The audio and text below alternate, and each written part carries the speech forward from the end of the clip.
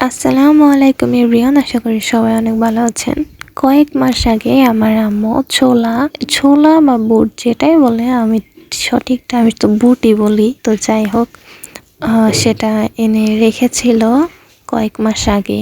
তো এটা দেখে কি নষ্ট হয়ে যাচ্ছে, সেজন্য ভাবলাম কি করা যায়। ছোলা সিদ্ধ আমার খুব একটা ভালো লাগে না, সেজন্য আমি ভাবলাম যেগুলো ভেজে খেয়ে ফেলি। তো যেই ভাবা সেই কাজ, কড়াইতে কিছুটা বালি নিয়ে ভাজা শুরু করে দিলাম। আর আমি কখনো বালুর মধ্যে ছোলা ভাজি নাই, এই প্রথম আর এই শেষ। কারণ দ্বিতীয়বার আমি আর এই কাজ করব না, কারণ আমরা সবাই জানি বালু যদি পেটে যায় তাহলে খারাপ ছাড়া ভালো হবে না। সেজন্য এগুলো দিয়ে আমি আর কখনো বাঁচবো না। আর এই ছিল আমার আজকের ভিডিও। আশা করি আপনাদের ভালো লেগেছে।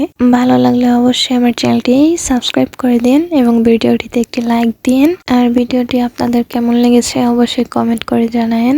তো আজকের মতো এখানেই বিদায় নিচ্ছি। আল্লাহ হাফেজ।